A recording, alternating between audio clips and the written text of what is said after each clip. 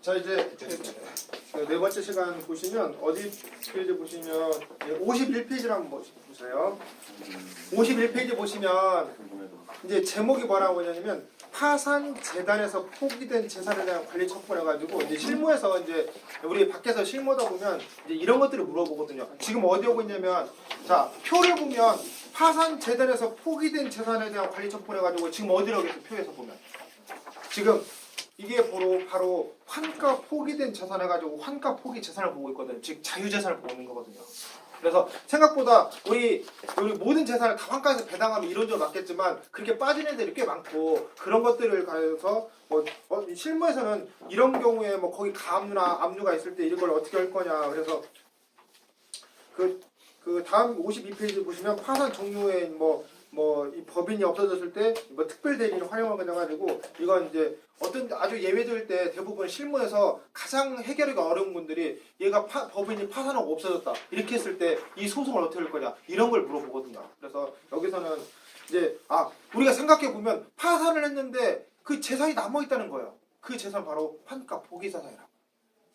그래서 이런 것들은 우리가 막 모든 걸 100% 깔끔히 다 정리해서 주면 그 배당하면 좋겠지만 그럴 수가 없는 거기 때문에 이런 찌꺼기들이 많이 남아있거든요. 이런 게 바로 환가 포기 자산이고 얘는 자유자산으로서 이제 그 나중에 처분을 어떻게 할 거냐 이런 것들은 중요한 건 뭐냐면 그거에 대해서 이제 집행을 어떻게 하고 소송을 어떻게 할지 이거 나와 있는데 이런 것들은 나중에 특별 대리인 선임해가지고 하면 된다 이런 거 보시면 되고 자 55페이지 보시면 여기서는 다른 건 뭐 너무 그 3번 보면 아까 말씀드렸듯이 어떤 채무 불이행자 명부 등재 신청 이게 면책 결정 확정 받으면 채무 불이행자 명부 등재 신청할 수 있다는 게 바로 55페이지 3번에 있는 그 한 줄짜리 내용을 가지고 그렇게 해석을 하거든요. 그래서 채무 불이행자 명부 등재 신청을 말소할 수 있는 근거가 있다는 거죠.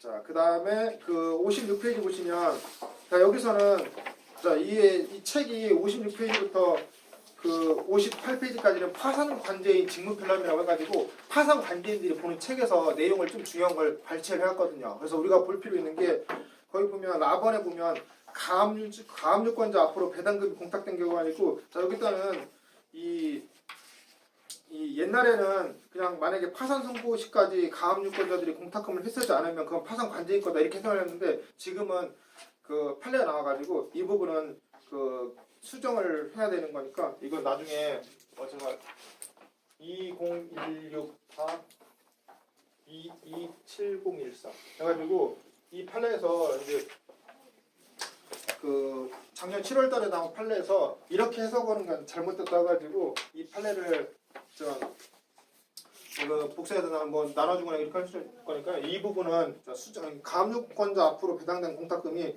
무조건 파산 선고시를 기준으로 해가지고 파산 관제일 거다. 이건 이제 잘못된 해석이라서 이 부분은 이제 수정을 해야 된다. 이렇게 써놓으시면 되거든요.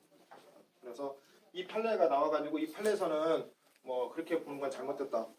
꼭 똑같은 건 아니지만 다른 거고. 그 다음에 4번에 보면 자 임차인인 건물 우리는 필요 없고 여기 보면 우리가 이해할 건 이 57페이지 보세요. 57페이지 보시면 만약에 여기 2번에 보면 만약에 임차인이 그 파산한 경우에 어떻게 할 거냐. 제가 동그라미 그 세 번째 패러그래프 보세요. 만약에 자 임차 보증금이 면제 재산액을 초과하고 법원의 면제 재산 결정이 있는 경우에는 면제 재산액을 제외한 나머지 부분을 회수한다. 자, 이 의미를 알아야죠. 자, 이건 뭐냐면 내가 만약에 보증금 있는데 우리 보증금은 만약에 그 압류 금지나 면제 재산이 되는 그 소액임차 보증금을 뺀 나머지 것들은 어떻게 해야 되는 거예요? 이제 회수라는 건 파산 관제인이 이걸 가져와야 된다. 이거 그런 얘기예요.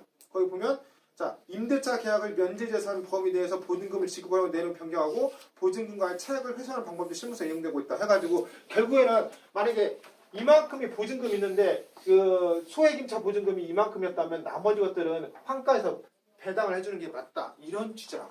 물론 실무에서는 이제 그 면제재산을 좀 해가지고 보증금을 좀 더 보호를 해줄 수는 있겠지만 이제 이런 그런 의미고 그 다음에 6번은 뭐냐면 그 보험 해약금 환급금을 어떻게 처리할 거냐. 그래서 이론적으로 뭐냐면 이렇게 돼 있어. 우리가 아까 이제 이런 경우를 아까 뭐라고 했죠? 환가 포기할 거냐 안 할 거냐 이런 기준인데 파산 관제인 여기서는 뭐라고 가르치냐면 줄을 쳐놨죠. 파산 재단의 관리 처분권은 파산 관제에 있는 자, 여기 보면 자기의 이름으로 보험계약 해지권 행사해서 그 채권의 지급을 청구할 수 있다. 그래서 이론적으로는 파산 관제인 거니까 할 수 있다. 자, 여기까지 이론적인 거고, 자, 그 중요한 건 뭐냐면 그 밑에 다만 여기 있죠. 실무적으로 이런 거예요. 다만 피보험자 및 근천자가 현재 가류 중임을 이유로 해서 보험계약의 존속을 바라는 경우에는 어떻게 할까요? 대부분 이렇게 해요. 특히 옛날에 어떤 제가 보면 보험 설계사 아줌마인데 보험 한 10개를 다 유지하고 싶다는 거예요. 그러면서 면책을 받고 싶다고. 자, 이랬을 때 거기 보면 이렇게 돼 있어. 그 어떤 경우에는 이렇게 보면 자, 이러한 자에게 해야 환급금 상당액을 제공시킨 다음에 보험 계약상의 권리를 양도하거나, 즉 뭐냐면 보험을 살려줄 테니까 해약금 상당한 금액을 나한테 갖고 와라, 이렇게 할 수도 있고, 그 다음에 뭐 채무자에게 다른 재산이 없는 상태에서 이게 꼭 필요한 보험이라면 뭐라고 있냐면, 자, 법원의 허가를 받아서 재산을 포기해라. 재단을 포기하라는 건 뭐예요? 어디로 가는다는 거예요? 만약에 이게 원래는 파산 재단인데 이걸 환가를 포기해버리면 환가 포기 재산이 돼가지고 자유재산이 되는 거다. 이런 논리로 간단 말이에요. 그래서 이 책을 읽을 때 이게 무슨 의미냐, 이걸만 이해하시면, 이게 우리 표를 봐서 그래서 이게 원칙적으로, 자, 보험 해약 환급금을 보세요.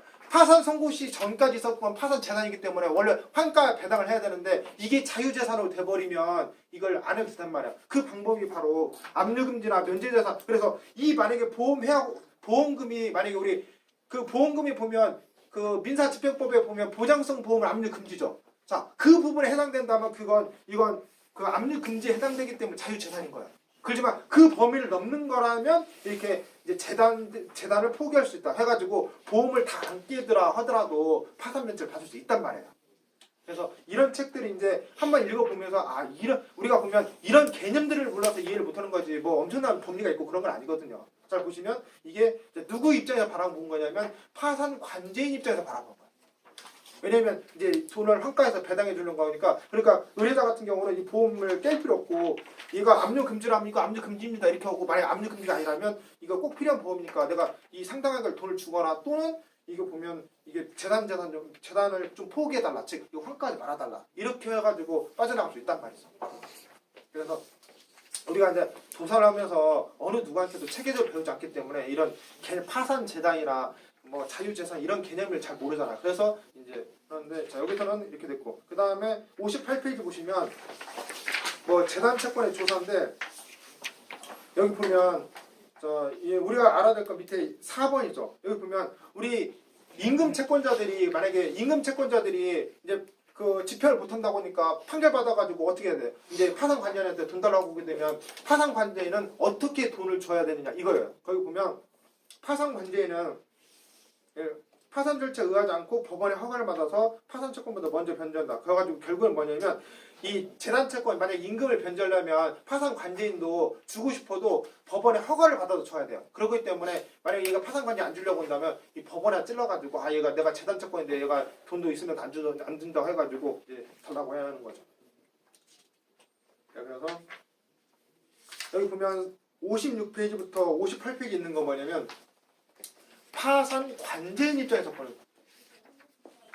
왜냐하면 이 책은 파산 관제인 직무 편람에서 갖고 온 거기 때문에 파산 관제인이 업무 처리할 때 어떤 준거 틀을 써놓은 거죠. 자, 그래서 이게 아까 보면 그 환가 포기 재산이라는 건 아까 이제 그 측면에서 본 거고, 얘는 파산 관제인 입장에서 본 거고. 그래서 결국에는 이 입장이 일치하면 좋지만 일치 안 할 때는 자기가 설득시키든지 뭘 해야겠죠.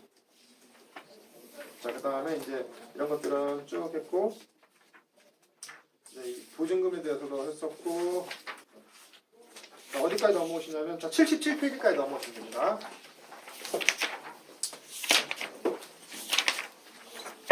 자, 77페이지 보시면 이제 채권자 목록 또는 개인회생 채권자 목록 제출과 시효 중단해가지고 실무적으로 이제 이런 게 있는 거죠. 그래서 거기 보면 자, 채무자 회생 및 파산에 관한 법률 32조 3호에 보면 자, 이렇게 돼 있어.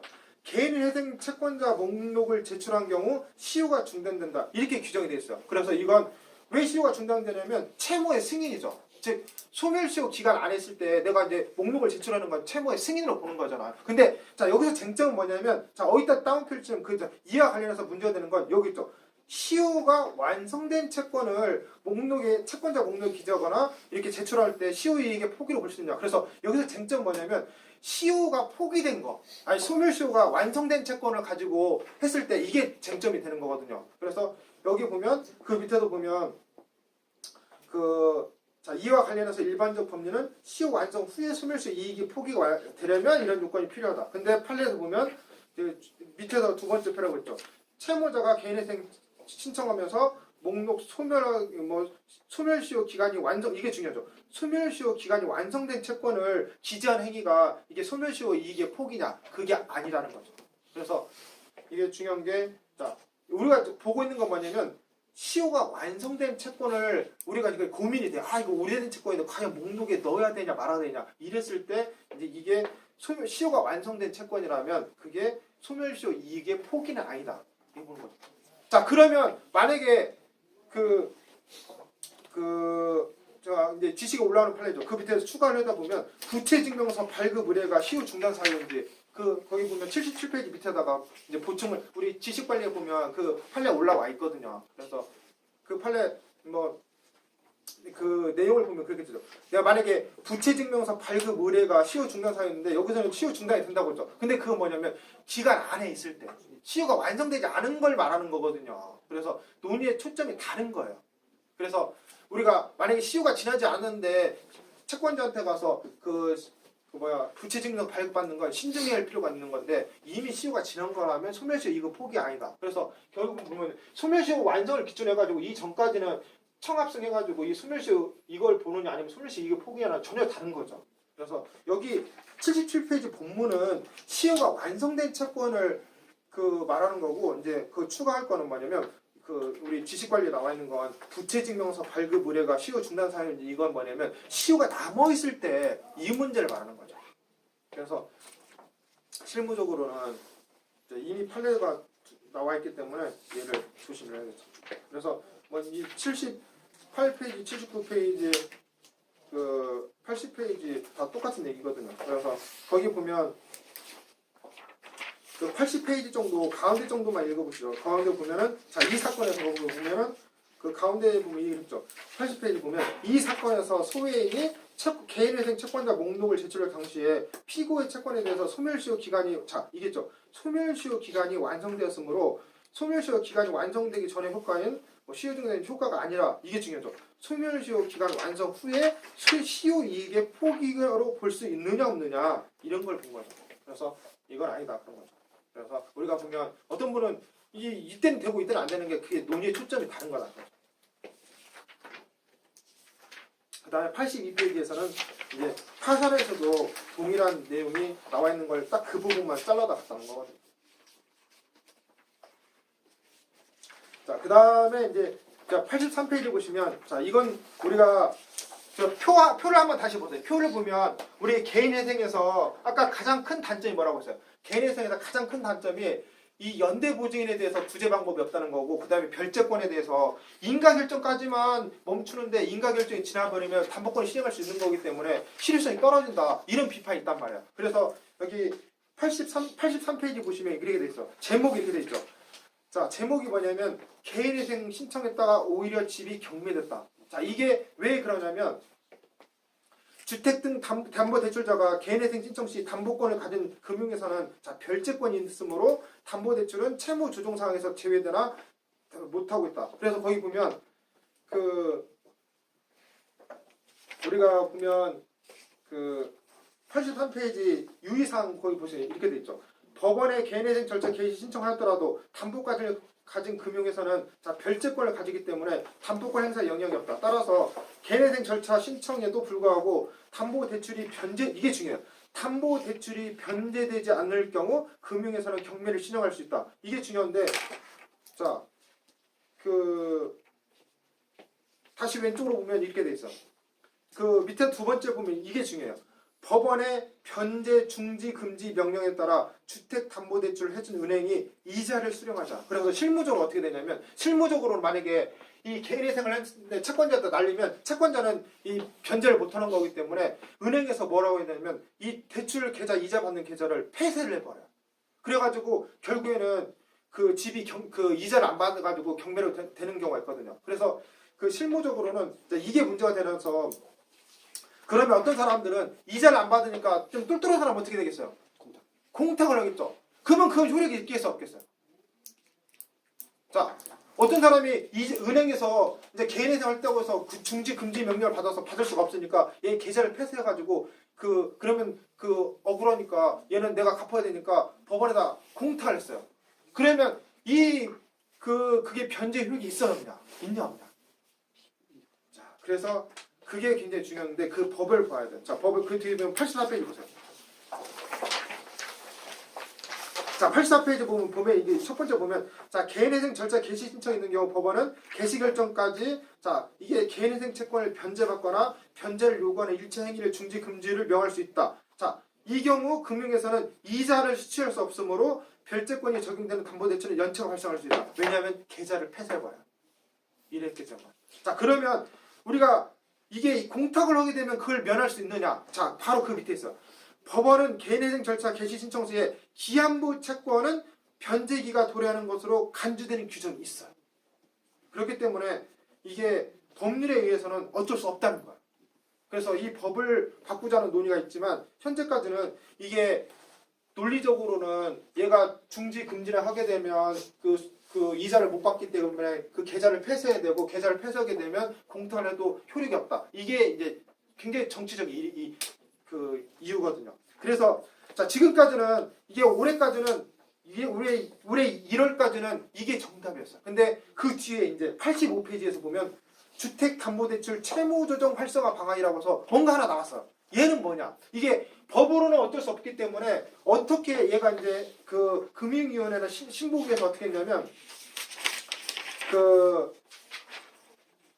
이 법적으로는 이 은행 주택담보대출에 대해서는 만약에 변제 인가가 되면 경매가 들어오니까 안 되기 때문에 이걸 법으로는 어쩔 수 없기 때문에 이 법원과 금융위원회에서 그러면 얘가 지금 주택담보대출이 있는데 이 담보대출에 대해서 법이 아니고 이 금융기관에 대해서 너 이렇게 얘가 개인회생 했을 때 얘도 같이 진행하자 이런 제도를 1월달에 하나 만들었어요.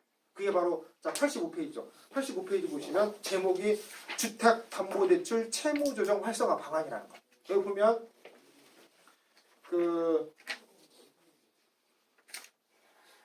자 그냥 표를 보세요. 표 86페이지 표를 보세요.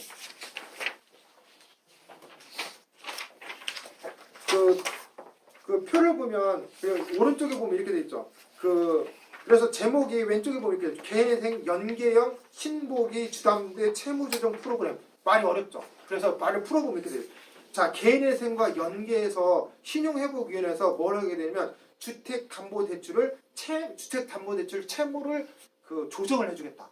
그래서 법원에서는 이 별채권은 건드릴 수 없기 때문에 은행에서 변제 나눠주는 걸 우리가 신용회복위에서 따로 해주겠다. 왜냐면 법으로는 안 되기 때문에.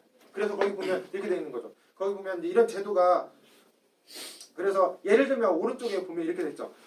이게 참고해 보면 월소득 300만 원이고 주택대출이 2.2억이고 신용대출이 1억을 가진 채권 2인 가구가 뭐 이렇게 주택담보 연계 개인회생 한 경우는 원래는 뭐 이 딱 변제기 보면 그림을 보면 현행에서는 딱 그만큼만 별채권을 놔두고 나머지 거 변제계획을 짜야 되는데 이렇게 되면 중요한 거 뭐냐면 개인회생 인가결제 나면 그 다음부터는 주택 소유권을 상실해버리기 때문에 이걸 개선안에서는 이 은행하고 연계해서 해보자 이런 제도가 이제 법적인 제도는 아니지만 한번 해보자 해서 법원 서울회생법원에서는 이거 한번 한다고 보거든요. 법적인 제도는 아니고 그래서 우리가 이제 이건 어느 책에도 없고 그냥 아직 이걸 번역한 책이 없기 때문에 이런 제도가 있다. 왜냐면 개인회생의 가장 큰 단점이 연대 보증을 하고 우리가 재산을 처분 안 하려고 했는데 개인회생에서는 인가결정만 나면 경매가 들어오기 때문에 이런 제도가 하나 생겼을 거거든요. 그래서 우리 지수관리도 보면 이런 제도에 대해서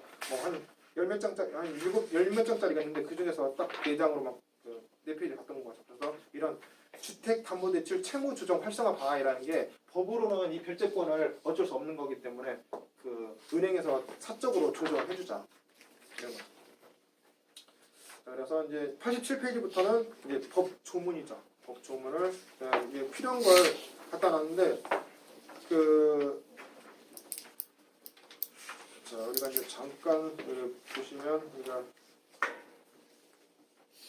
자 115페이지 보세요. 115페이지 보시면 아까 아침에 한 이제 도산 절차와 법률 관계 가지고 이제 도산 절차와 임금에 대해서 이제 법인회생과 임금 예를 들어서 뭐 소송을 어떻게 하고 집행을 어떻게 이런 것들을 저 이제 우리 아까 말로는 했지만 조금 더 이제 그 실무에서 워낙 많이 쓰는 부분이기 때문에 정리를 했거든요. 그래서 한번 요지를 보면 자 115페이지 보시면 뭐 얘는 공익채권이다 그 얘기 했었죠. 자, 공익채권이기 때문에 공익채권은 회생채권 및 회생담보권 원칙적으로 회생절차에 의하지 않으면 변제할 수 없음에 반해서 공익채권은 회생절차에 의하지 않고 수시로 변제할 수 있다. 따라서 자 공익채권은 본래 변제에 따라 그때그때 변제되고 안 하게 되면 강제 집행할 수 있다. 이게 이제 일반적인 법리고 그 다음에 회생절차 개시와 관련된 건 뭐 이렇게 쭉 내놓고 그 다음에 116페이지 보시면 뭐 개시 신청이 집행조제에 미치는 영향해가지고 자 미치지 않는다 뭐 이런 게 있고 그 다음에 117페이지 보시면 거기 가운데 보면 회생절차 개시 결정이 집행에 미치는 영향해가지고 쭉 보다 보면 180조 사망이 나오죠. 그래서 그 117페이지 보시면 바로 180조 사망이 나온다. 이거밖에는 특별한 거 없고 이제 우리가 하나 알아야 될 건 뭐냐면 우리 임금 사건 할 때 미쓰는 부분이 딱 하나가 있는데 뭐냐면 그 바로 라번이 117페이지죠. 라번도 보세요. 자 회생계획 인가결정이 있으면 채무자는 회생계획이나 법의 규정에 의해서 인정된 권리를 제외한 모든 회생채권과 회생담보권은 책임을 면하며 그 다음에 담보권을 소멸한다. 그게 중요해요. 따라서 회생절차 중에 목록에 기재되지 않거나 신고되지 않는 권리 그 다음에 회생절차에서 존속할 것을 정하지 않은 권리는 모두 실권돼 나가지고 아까 담보권도 없앤다고 했죠. 근데 중요한 건 이거예요. 공익채권은 면책되거나 소멸하지 않는다. 아까 공익채권은 영향을 받지 않잖아요. 그래서 임금채권은 면책되거나 소멸되지 않는데 그래서 우리가 보면 그 어디를 볼 거냐면 그 굉장히 중요한 게 119페이지 그 자 위에서부터 줄을 치는 건데 이게 중요해요. 자 회생계획에는 공익채권의 변제에 대한 사항을 기재해야 하지만 공익채권의 변제의 유예나 채권의 감면 등 공익채권자의 권리에 영향을 미치는 규정을 정할 수는 없으며 이게 중요해요. 설령 회생계획에서 그와 같은 규정을 두었다 하더라도 공익채권자가 동의하지 않는 한 권리변경 효력이 공익채권에 미치지 않는다. 근데 임금채권자한테 어떻게 꼬시냐면 회사에서 아 내가 뭐 너한테 한 80%나 90%를 줄 테니까 그 회생결제에 동의하고 만약에 안 하면 네 뭐 임금을 못 받을지도 모른다. 이렇게 하거든요. 그랬을 때 그 말이 맞냐 틀냐 이거요. 뭐라고 돼 있어? 안 맞죠. 그건 얘는 공익채권이기 때문에 이렇게 되는 게 아니거든요. 그래서 우리가 굉장히 하나 잘못 그 미스하지 말아야 할 게 공익채권은 여기 보면 그 절차에 영향을 받지 여기 보면 여기서는 집행이 취소될 수 있다는 거지 그 채권이 날아간다 이런 의미는 아니거든요. 자 그래서 이 부분을 그 꼭 그 표시를 해놨다가 그 우리가 해야죠. 그래서 그러면 그래서 공익채권 같은 경우는 뭐 신고할 필요도 없는데 뭐 파산관계한테 알려줄 수 있다. 그게 그 120페이지부터 보시면 법인 파산과 임금이죠. 얘들 재단 채권이기 때문에 우리가 보면 그 굉장히 중요한 게 그 121페이지 다번 파산 선고죠. 파산 선고에 의해서 중단되고 수개한다. 그 다음에 파산 선고에서 개별적인 권리 행사가 금지되고 한다. 그래서 우리가 그 122페이지 보시면 3번에 가 있죠. 파산 선고가 집행조치에 미치는 해가지고 파산 선고 후에는 강제 집행이 안 되는 거고 그 다음에 123페이지 보시면 파산 선고 전에 이루어진 강제 집행도 효력을 잃는다 해가지고 이게 원래는 재단 채권이면 이러면 안 되지만 판례에 의해서 이 전에는 이렇게 후에는 이렇게 해가지고 둘 다 막아버린 거예요. 그래서 각주에 보면 이렇게 이 판례를 갖다 놓은 거죠. 표현하죠. 이게 굉장히 중요한 이 임금에 대해서는 2006년도 이 판례 2008년도 판례가 실무적으로는 옛날에 논란이 있다가 굉장히 왜냐면 법 해석상으로 보면 이게 재단 채권이고 수시 변제되고 이렇게 되기 때문에 원래 회생 공익채권처럼 이렇게 구속을 안 받아야 되는데 이 판결에 의해서 이게 구속을 시켜버렸거든요. 그래서 굉장히 중요한 거고. 그러면 자 123페이지 보세요. 그러면 임금 채권자는 어떻게 돈을 받느냐 이게 궁금하잖아요. 거기 보면은 자 재단 채권자 즉 임금 채권자가 자기 채권을 파산 채권에 신고하는 경우가 많은데 자 가로 하나 중요해요. 재단 채권자는 파산 후에 파산 관련에게 뭐 파산 채권 신고가 아니고 뭐 그 용어는 이행 청구나 교부 청구 즉 내 돈 달라 이렇게 요구하는 걸 우리 이제 이 용어를 이행 청구나 교부 청구라고 해가지고 재단 채권자가 제출한 증명을 검토해가지고 줄 수는 있다. 그 다음에 그 밑에 2번 보세요. 그러면 자 재단 채권은 파산 절차에 의하지 않고 파산 관제인 실제로 변제해야 되는데 자 그래서 아까 파산 관제인은 법원에 허가를 얻고 주는데 만약에 3번 보면 파산 관제인이 돈을 안 주면 어떻게 할 거냐? 그거 강제 집행할 수 있어 없어요? 안 되죠. 그래서 구제 방법은 뭐냐? 3번이 구제.